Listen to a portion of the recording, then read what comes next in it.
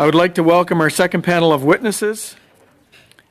In person, Mr. Dan Service, Principal, VIN, Verification Services, Inc. By video conference, Association de Directors de Police de Quebec, Pierre Brochet, President, Canadian Association of Chiefs of Police, Thomas Carrique, Commissioner. Up to 5 minutes will be given for opening remarks, after which we will proceed with rounds of questions. Welcome to all. I now invite Mr. Service to make an opening statement, please. Good morning to this committee and to you, Mr. Chair. Thank you for having me here today to discuss the ongoing problem of auto theft in Canada. My name is Dan Service. I am the founder of and CEO of VIN Verification Services. I founded this company after a 25-year career with the Edmonton Police Service, including responsibility for the economic crime and commercial auto theft sections. After retirement from the service, I spent 3 years with the Insurance Bureau of Canada, concluding there as their National Director of Investigations. VIN Verification Services has been the exclusive service provider to Alberta Transportation for vehicle examination and VIN issuance for the past 6 years, and since 2020, the exclusive service provider to Saskatchewan Government Insurance. In fact, we are the only company in Canada under contract to conduct VIN examinations and issue VINs on behalf of government. We have completed more than 21,000 examinations in Alberta and Saskatchewan since 2018 and have recovered over $1 million worth of stolen vehicles. You have heard in this committee that stolen vehicles have 3 possible end destinations. First, the ports, which has been extensively discussed. The second, chopped and salvaged for parts. The third, and probably most troubling, vehicles re-VINed, registered, given credibility from their provincial government registry, and then resold to unsuspecting consumers within Canada. What can be stated is that both provincial and federal governments have a responsibility to provide legitimate oversight to the issue of vehicle theft. While responsibility for the export of stolen vehicles rests with Canada Border Services Agency, the legitimacy of vehicle registration and VIN issuance rests with the provinces. And while every provincial government has the obligation to issue VINs as part of their vehicle registration process, not all provinces are created equal, nor have they approached the issue of VIN issuance with the same rigor and care. VINs are the key to legitimizing stolen vehicles back onto the registry and into the consumer market. Our experience administering the program tells us that problematic VINs occur in approximately 1 to 2% of the vehicles annually registered. In Alberta and Saskatchewan, we conduct roughly 4,000 vehicle examinations every year for a population of 5 million people and total vehicle registration of approximately 140,000. The province of Ontario registers roughly 1 million vehicles every year with a population of 14 million people. However, in Ontario, there is no exam process, no examination entity. For many provinces, there is simply no one to call. Of the 1 to 2% ratio of problematic VINs expected in Ontario, we believe that there are between 10,000 and 20,000 vehicles being added to the registry every year that in other jurisdictions would be required to undergo a mandatory exam. This is where stolen vehicles are being hidden, reintroduced onto the registry, and given legitimacy by our provincial governments. Of course, an assigned VIN program is only as effective as the registry's ability to require and conduct an examination. A rigorous assigned VIN program that utilizes trained professional VIN examiners to confirm vehicular identity at the point of registration and has the authority to issue VINs to vehicles that qualify for them is crucial to stemming the flow of stolen vehicles within Canada. Making stolen vehicles harder to sell and increasing the likelihood of being caught reduces the criminal motivation to steal them. As a starting point, every vehicle applying for a provincially issued VIN must be examined prior to VIN issuance. Every vehicle with a problematic VIN should be mandated to undergo examination. Any vehicle that gets registered from a province that does not have a rigorous assigned VIN program should undergo an examination. Lastly, if the top 10 list of stolen vehicles annually supplied by the insurance industry has credibility, then the top 3 or top 5 vehicle types on that list should automatically be required to undergo VIN examination prior to registration renewal or ownership transfer.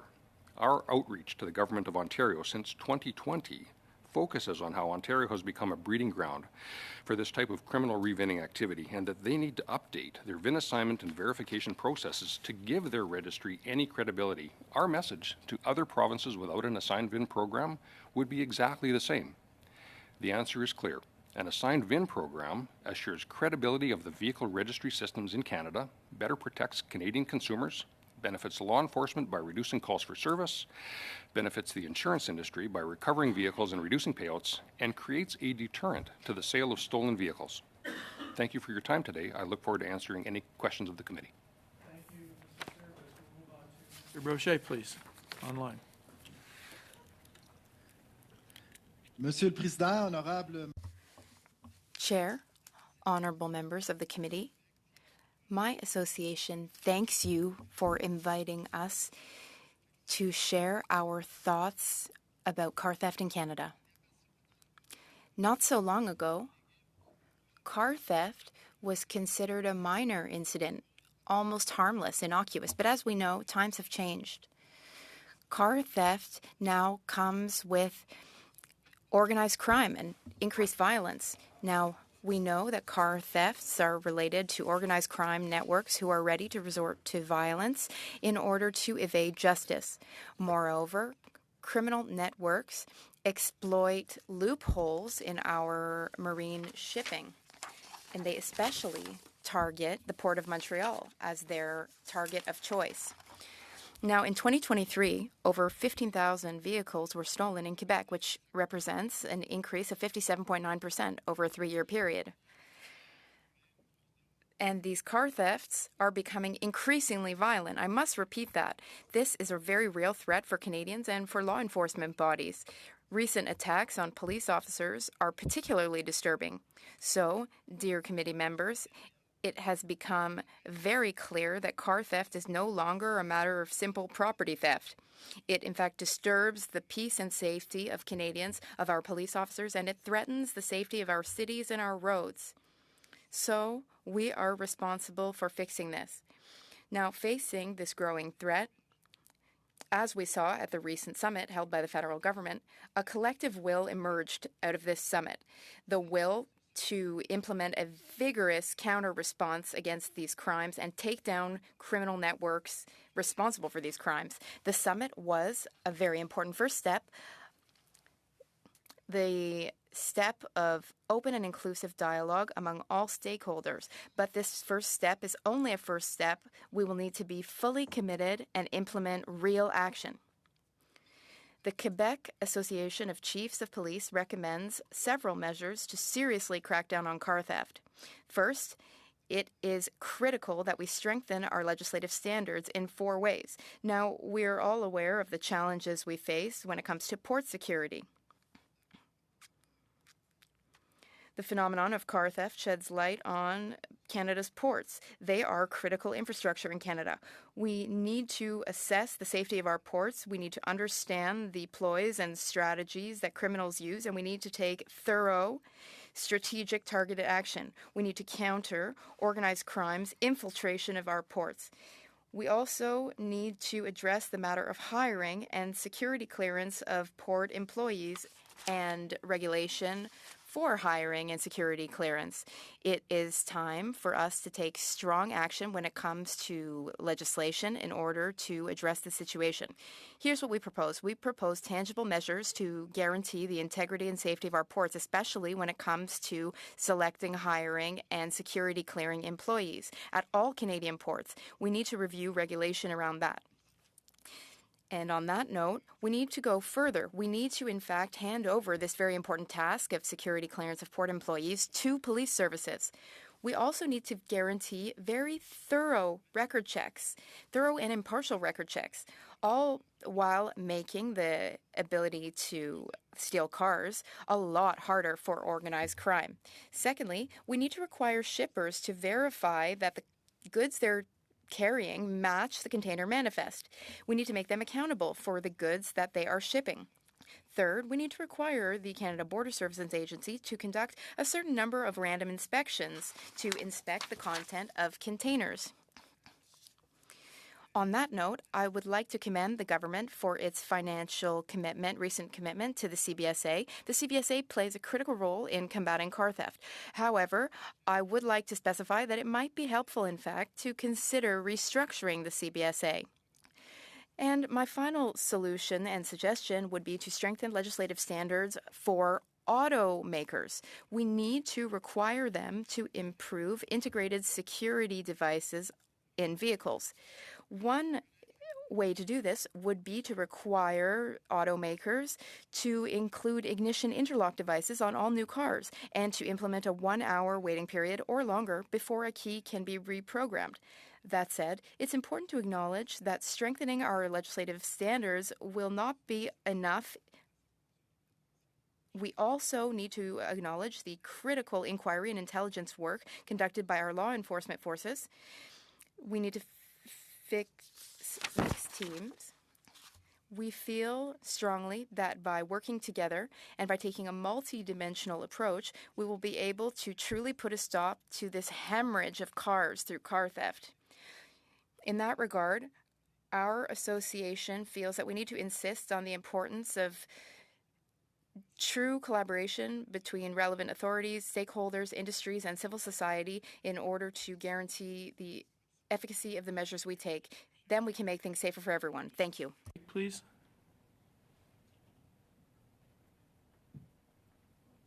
Mr. Karik, can you hear me? I can, Mr. Chair. Thank you. Good morning, Chair, Vice Chairs, and committee members. On behalf of the Canadian Association of Chiefs of Police, thank you for the opportunity to discuss the dramatic increase of auto theft in Canada and opportunities to combat this concerning public and officer safety trend. I very much appreciated participating in the federal government's National Summit on Combating Auto Theft, which took place a few short weeks ago on February the 8th.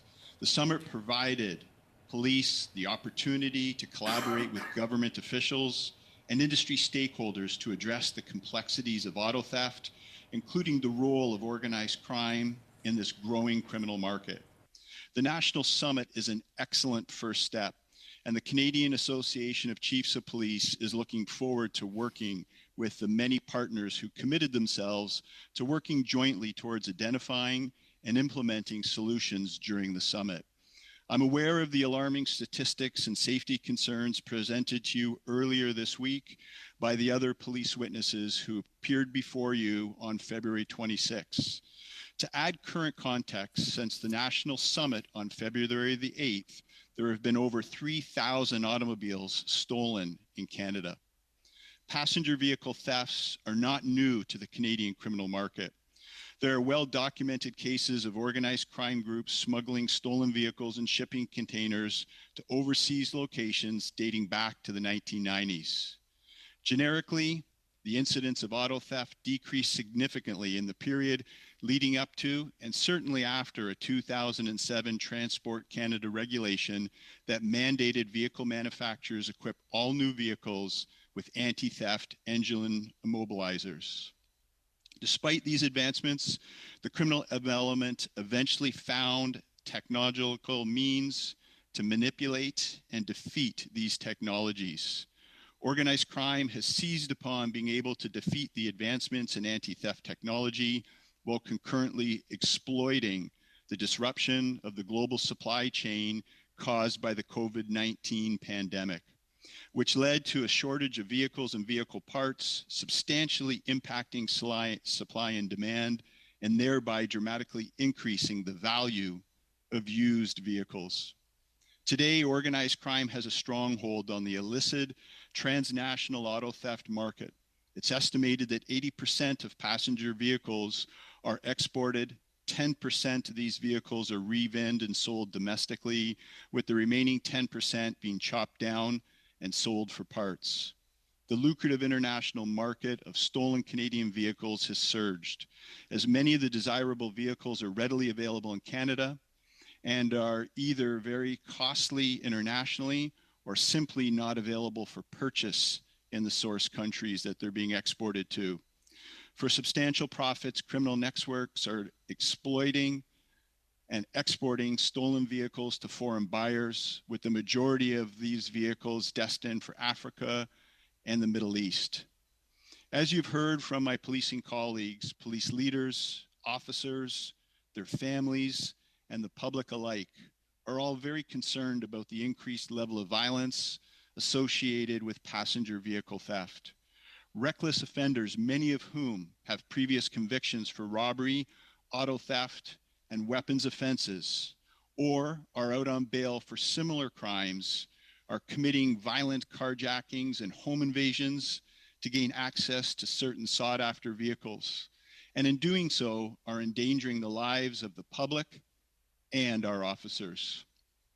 Unfortunately, there are countless examples of vehicle owners having their vehicles stolen at gunpoint, and officers themselves and or their vehicles being struck or run off the road by violent offenders attempting to flee in stolen vehicles.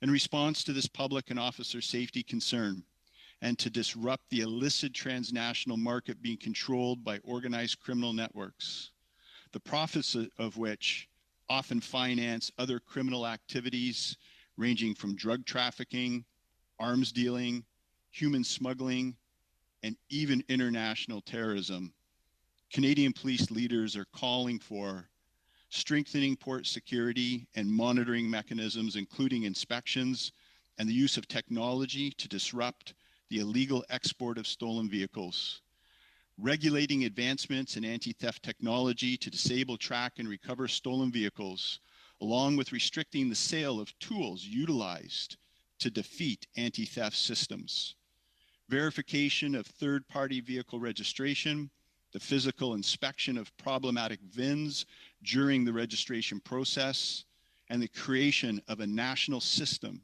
for vehicle registrations.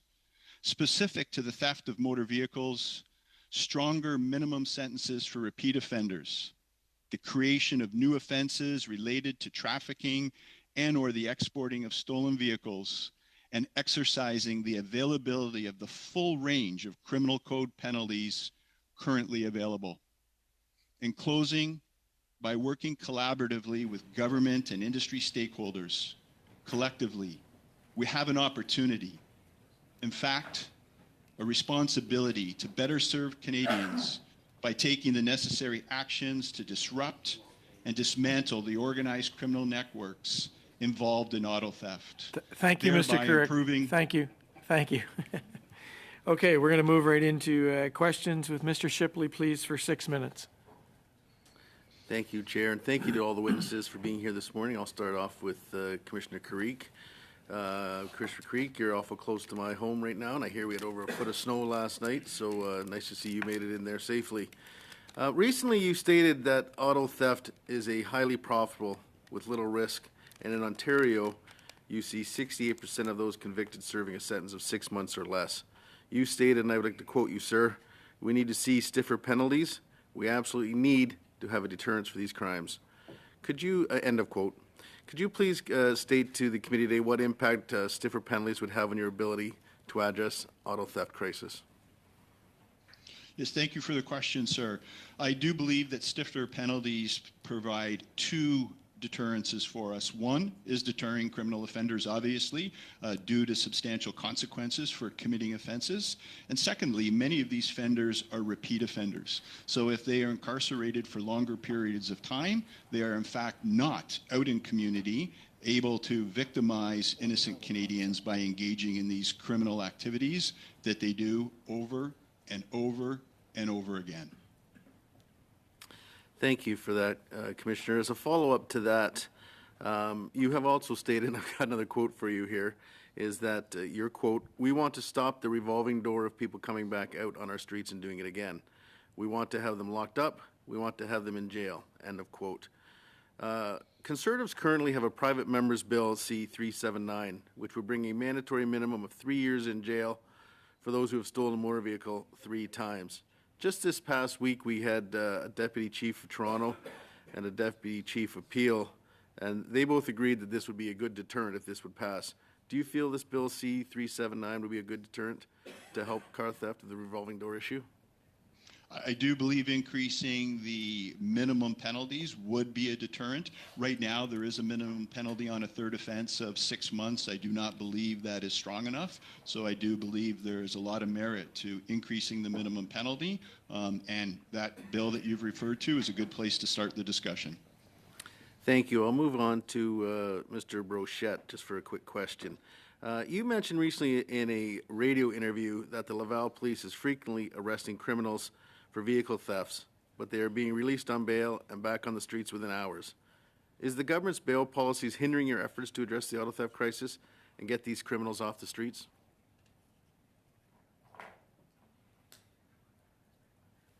Oui, merci pour la... Thank you for your question.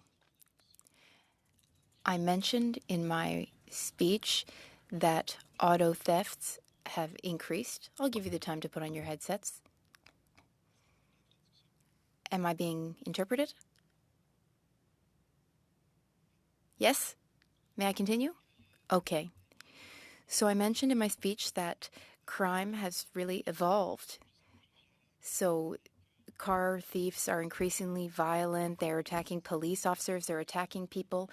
And when people locate their cars that have been stolen, they'll attack them. Organized crime is coordinating all of these networks. Increasingly, there are young people being arrested in stolen cars. So given this context, we can only support stronger penalties. People shouldn't be released after a few minutes or after a few hours. If someone's been arrested for car theft, we shouldn't just put them back on the streets immediately. That sends the wrong message. In the news, people have been mocking police services. There have been stories about this in the news. People who steal cars and they're released after a few minutes, a few hours, just when they promise to appear in court. And that's the if that's the message we're sending, the message is that there's basically no consequences to stealing a car. Thank you for that. I'll go back to Commissioner Creek for a question. Commissioner, we heard this morning in our first hour that there's been a 62% surge in organized crime. This question might be a little bit vague, and I don't mean this glibly. Has auto theft increased the amount of criminal or of organized crime, or is organized crime growing because of auto theft? Being able to fund it better. Well, organized crime has been a long-going issue for law enforcement, and we see criminal organizations adapt to the most profitable criminal markets. So as I mentioned, the global pandemic caused that shortage in supply and an increase in demand. And organized crime is exploiting that along with being able to defeat technology. So today it's auto theft, but these advanced criminal networks will adapt to whatever criminal market is profitable, which is why we need a whole of systems approach, and we need to lock down and limit the amount of opportunity for them to leverage stealing automobiles from innocent, ordinary, everyday Canadians. Thank you. And I'm almost out of time, Commissioner. So one last quick question. Could you speak to the prevalence of young people involved in auto theft rings, and what challenges does that pose in terms of sentencing and deterrence in this crime? Yeah, there is a significant level of participation from young offenders. Not only in spotting the vehicles to identify vehicles to further be stolen, but committing the thefts themselves. That puts them at risk. We're seeing many of them are armed in the Greater Toronto area, which puts officers and the public at risk. And the penalties are just not a deterrence for these young offenders who are making substantial amount of money to engage in this criminal activity. There needs to be greater deterrence. Mr. Shisley, we'll move on to Mr. Gahir, please. Great. Thank you, Chair, and thank you to all the witnesses for making time for this committee. My questions at the beginning are going to be for Mr. Carrick, but I wanted to just touch on comments from Mr. Shipley regarding the length of sentencing. We know that Liberal Bill C-75 increased the maximum penalty on summary conviction for motor vehicle theft from 18 months to 2 years less than a day. Conservatives voted against that bill. We know that there is a mandatory minimum penalty of 6 months that applies to motor vehicle theft for repeat offenders. And we know that people that are convicted of subsequent motor thefts are not eligible for house arrest or conditional sentencing orders because they're subject to the 6-month mandatory minimum policy listed. I think what I wanted to touch on was Mr. Shipley's comment of the length of the sentence. There was a New York Times article published in December of last year that I found very interesting. The article is called "Police Departments Nationwide Are Struggling to Solve Crimes." And if I can just quote one line from there, it says sentencing and judicial reform tend to make up the bulk of our policy responses to crime and policing. But this new data suggests that increasing the share of crimes that are solved, especially violent crimes, should be a major focus of policymakers nationwide. Studies have shown that a police force's ability to solve crimes is more effective in deterring crimes than the severity of the punishment. And I just want to get Mr. Carrique's comments on that quote. Well, thank you for that. It is a whole system approach, as I referred to in my previous answer. We need to be able to solve the crimes, which means we need the appropriate resources and funding for police services to be able to conduct these investigations. Police services right across this country are doing an absolutely amazing job at tackling auto theft, recovering vehicles, and laying charges. You heard some of those successes from the Toronto Police and Peel Police earlier this week, but there need to be consequences when we do make those arrests. There need to be the appropriate penalties. So there's an opportunity for everybody here to contribute to improving the safety of Canada. But I guess my comment was specifically on the relative weight of the deterrence, right? Do you agree that the deterrence is heavier from the police's ability to solve the crimes versus the severity of the punishment itself?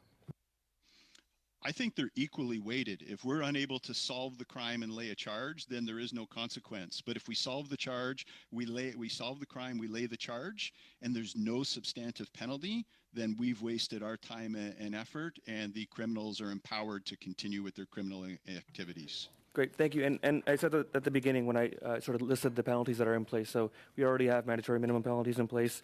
My next question is for Mr. Brochet. So we had Peel Police testify here on Monday. And I'm from Peel Region. If a car is stolen from Mississauga and it ends up at the Port of Montreal, it's obviously gone through several police jurisdictions. How has it been sort of working with different jurisdictions? How does interjurisdictional investigations, how do they work?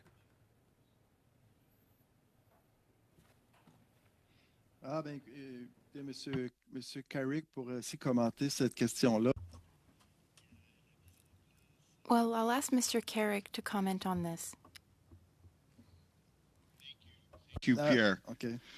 Yes, I can absolutely speak to this not only from an Ontario but a national perspective. So there is the Provincial Carjacking Task Force and the Provincial Auto Theft Team. So we have municipal police services, over 20 of them, working collaboratively right across the province. In the GTA, all the GTA services are currently engaged in a task force dealing with carjackings. And we have an ongoing joint force operation with Sûreté, Montreal Police, CBSA. There's an extensive amount of collaboration taking place. The jurisdictional boundaries that we may have seen in the past no longer exist, and there's a standing collaboration. Great. For Mr. Brochet, in your opening testimony, you had said that you would restructure CBSA. Could you elaborate on that? Mais en fait, Yes.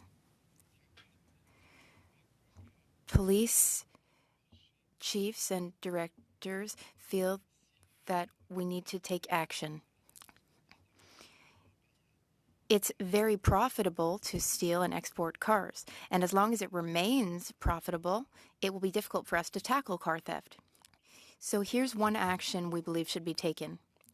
We feel that we should really increase verification and checks of what's leaving our ports. We all know what's happening at the Port of Montreal. So we need a paradigm shift for the CBSA. The CBSA, as far as we understand, focuses more on checking what comes into Canada than what leaves Canada. So we feel that it should be required for the CBSA to conduct random checks on a certain percentage of containers leaving the ports. We feel that there should be legislation to that effect, which of course would come with resources. And it would also be worthwhile to just review the CBSA's processes. So it's my understanding that CBSA already is doing a certain level of checking. How would your approach differ from that? Would you just increase the number of containers that are searched? ce qu'on comprend, c'est que Well, based on our understanding, The CBSA checks 100% of containers for which they have information. So if they receive a tip that there's a container which might contain illegal goods, they will inspect that container. But based on our understanding, until very recently, there have not been systematic checks of a certain percentage of containers exiting the country. That's an issue, and I'm not criticizing the CBSA. It's just a matter of procedures, processes, and priorities. We feel that it should be required to conduct a certain percentage of systematic inspections of containers leaving Canada. We must also enable the CBSA to carry that out. This would be an important tool in combating auto theft. Thank you, Mr. Gahir. Ms. Michaud, please. Merci, Monsieur le Président. Thank you, Chair. I thank the witnesses for joining us. We really appreciate it. Mr. Boucher, in the same vein, well, first, thank you for your recommendations. In your opening remarks, I think you're the witness who has given us the most solutions and recommendations to combat this major problem. So thank you for that. You mentioned possible restructuring at the CBSA. I agree with that. The paradigm has always been to check what's coming into Canada rather than what's leaving Canada. But with this scourge of car theft, we need perhaps a paradigm shift. You also mentioned strengthening our legislation and our legislative tools. But what I'm interested in is reassessing port safety and security. You've talked about how organized crime has infiltrated our ports. You've talked about tightening hiring and security clearance for port employees. Now, you're a police officer in Laval, so you clearly have a solid understanding of the situation in Montreal, for example. Now, do you have any information about organized crime having infiltrated the Port of Montreal? Is organized crime present at the Port of Montreal, and is that facilitating auto theft and export of stolen cars? Now, I know that you can't share with us information related to specific cases, but this seems to be an unspoken truth.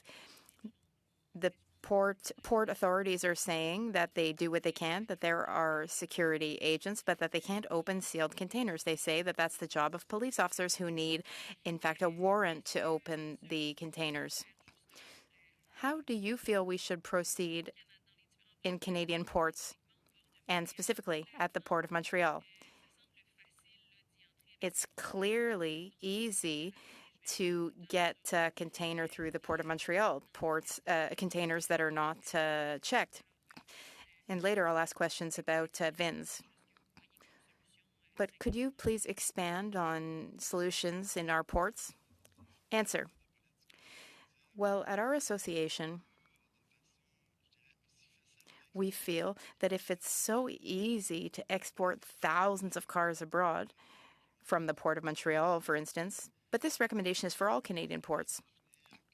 If it's that easy to export stolen cars, then there must be multiple illegal crime networks operating at the Port of Montreal. If we look beyond auto theft, Canadian ports are strategic, critical infrastructure for Canada. Canadian ports are places where illegal goods are imported and exported, all types of illegal goods, including cars. Many times in the past, organized crime has infiltrated our ports. They have infiltrated Canadian ports. There is often information in the news about organized crime and their presence at our ports, so we should never forget that. We should never forget this aspect. If criminal networks are present in our ports, then it will be very difficult to counter auto theft. It will also be difficult to counter import and export of all illegal goods. Question. Thank you. Now, I would like to mention a strategy that car thieves seem to use frequently, which is to modify VIN. when filling out the declaration of export for the port. The investigation office of the Journal de Montréal studied 72,000 car exports between January and mid-September 2023. 4,125 of those cars had their VINs modified. So that equates to 5.5% of vehicles exported from the port, including a Volkswagen. There was one Volkswagen which, according to export manifests, was exported multiple times. This one car. So the Journal de Montréal, Montreal newspaper, has reported on this.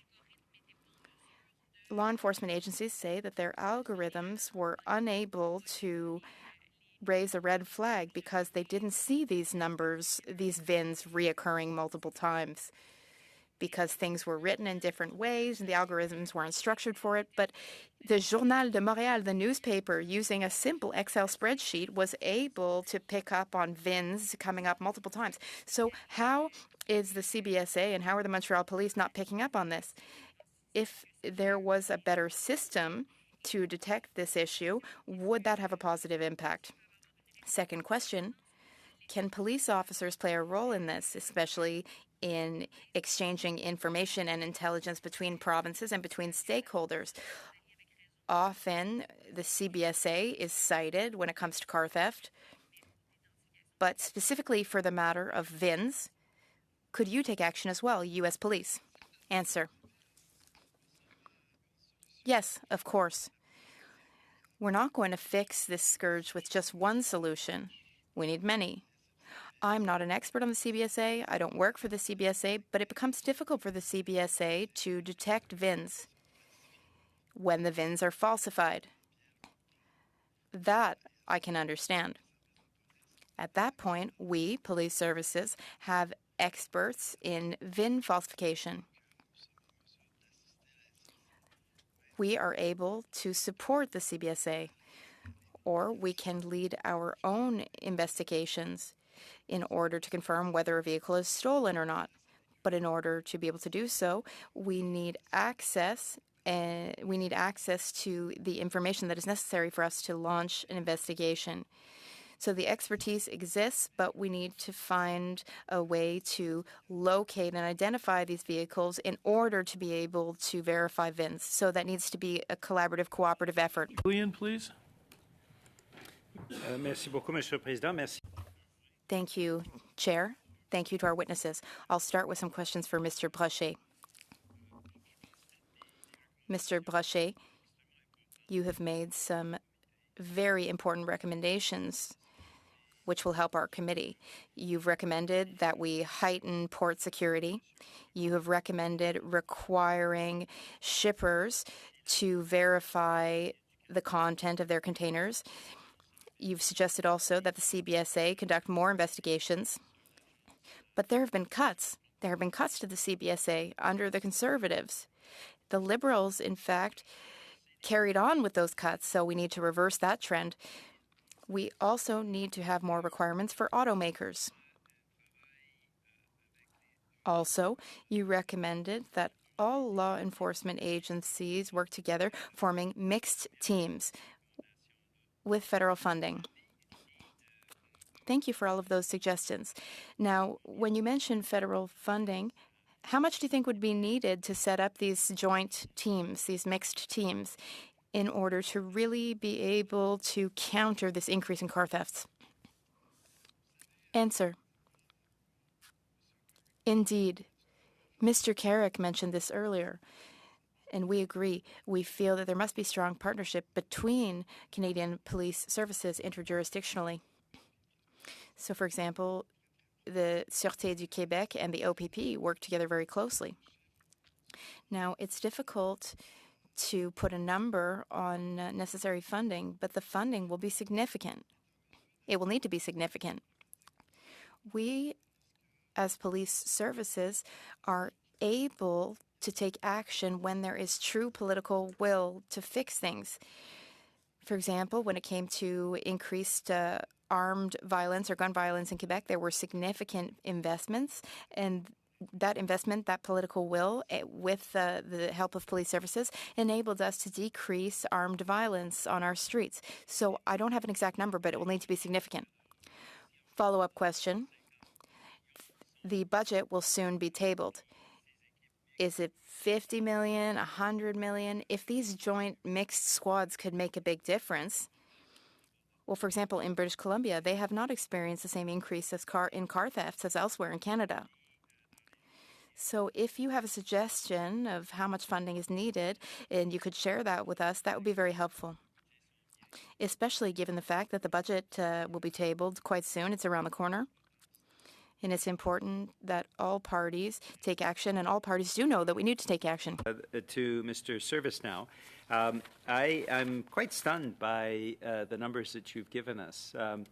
And just to make sure that I properly understand, you're talking about 10 to 20,000 automobiles in Ontario that potentially could be stolen but are revinned because there is no process in place under the current government in Ontario? And that's not including the ones that are issued new VINs by the province. And the province issues 20,000 a year. What would it take, in terms of the provinces that already have in place VIN verification services, what would it take for our government to actually crack down on that? Because that's a major loophole. I'm happy to answer that question, sir. If I may, I'd like to make one other statement as well before I answer it, and that is simply that we've heard from police that there's 80% going through the ports. We've heard IBC say, I think, 60. Equite says 50. The reality is, whatever the number is accurately, whatever it is, as soon as you choke off access to the ports, then re-VINs and duplicate VINs, cloning is going to increase in Canada.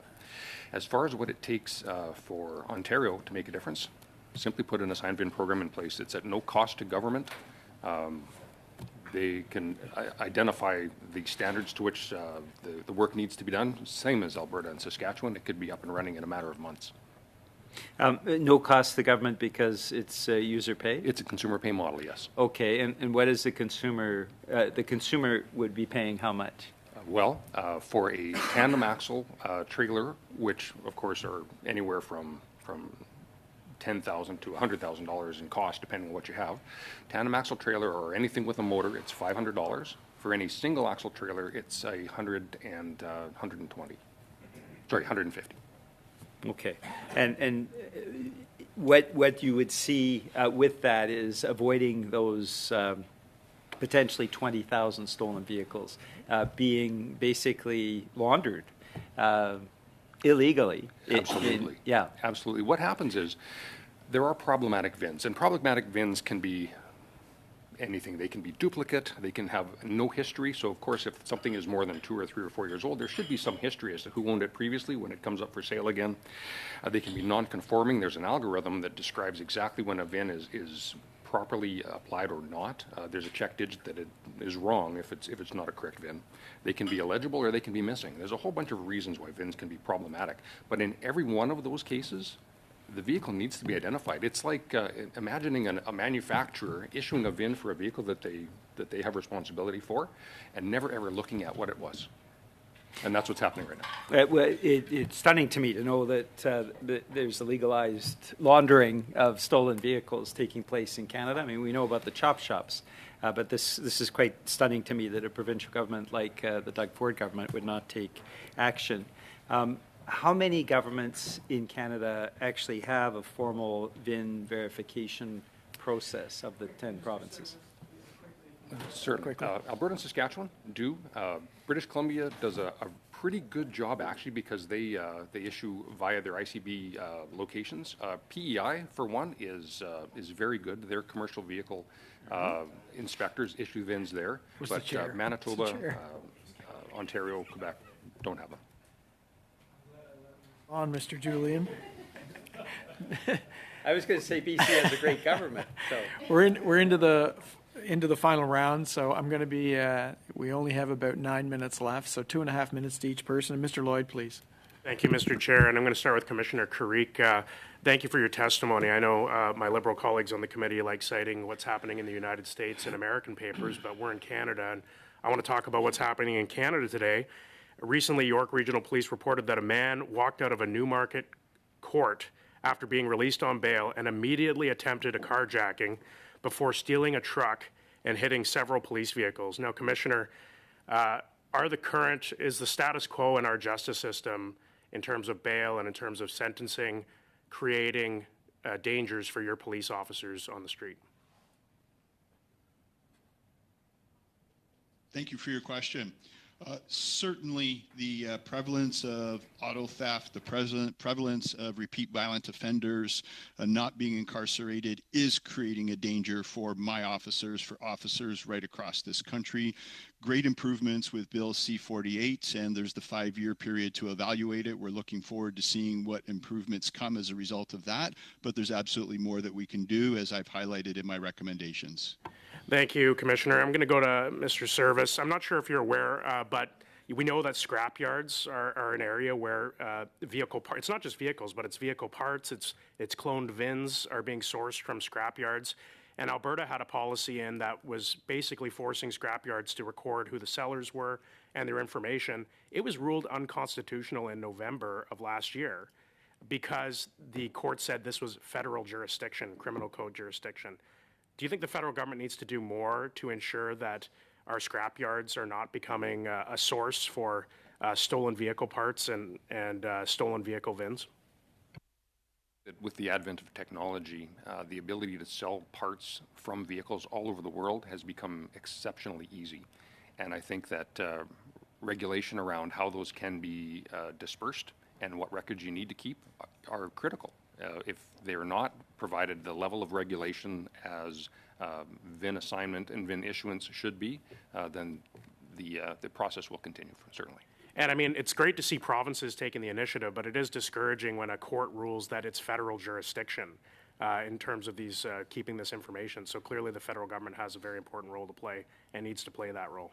Wouldn't you agree? I would agree. Thank you. Thank you, Mr. Lloyd. We'll move on to Mr. McKinnon, please.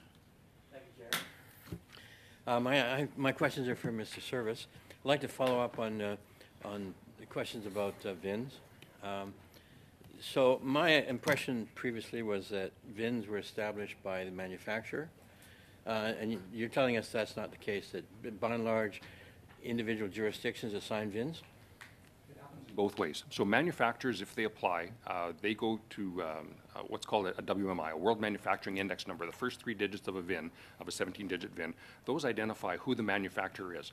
Now, in cases where the province has to assign a VIN, I'll use Alberta as an example.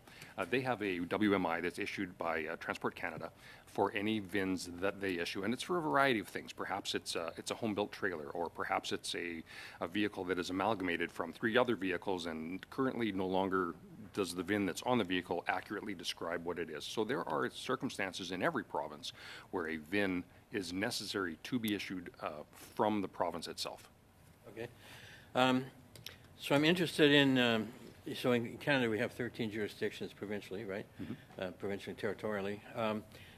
Are these systems for registering vehicles, is there any interoperability between them?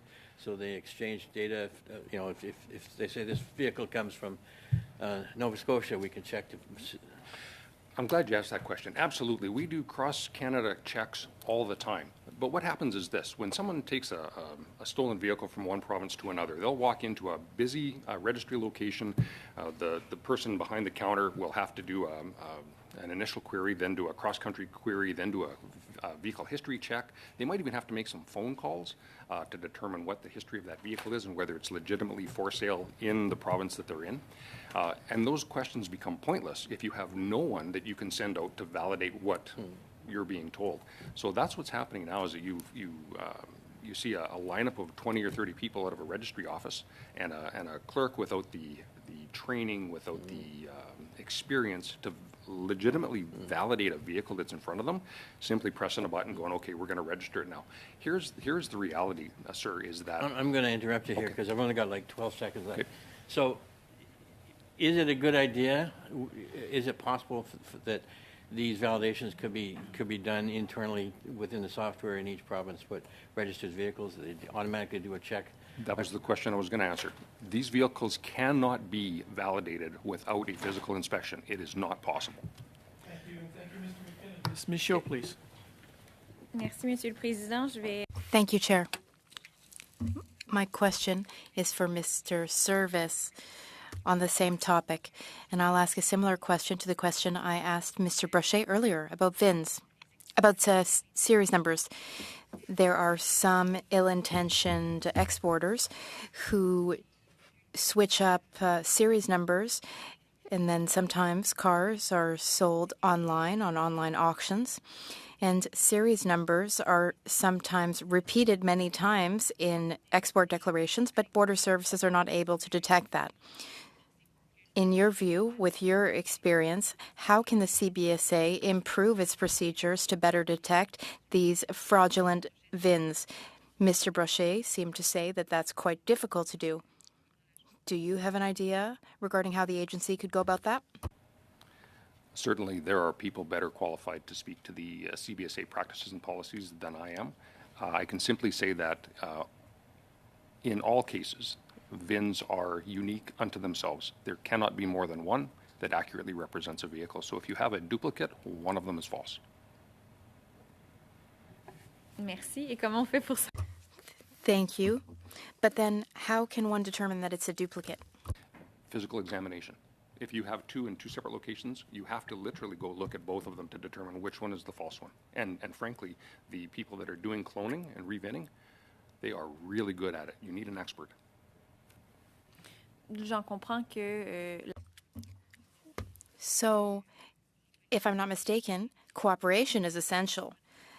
Police agencies tell us that they need to have a good reason to believe that there's a stolen car in a container.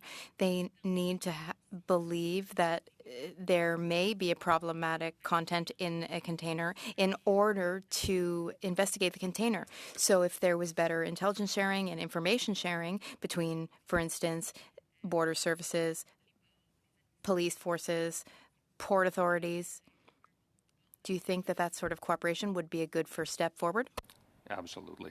I think that information sharing under the auspices of legitimacy and authority, information sharing is key to having an impact on this type of crime. Absolutely. Thank you, and thank you, Ms. Michaud. Mr. Julian, please.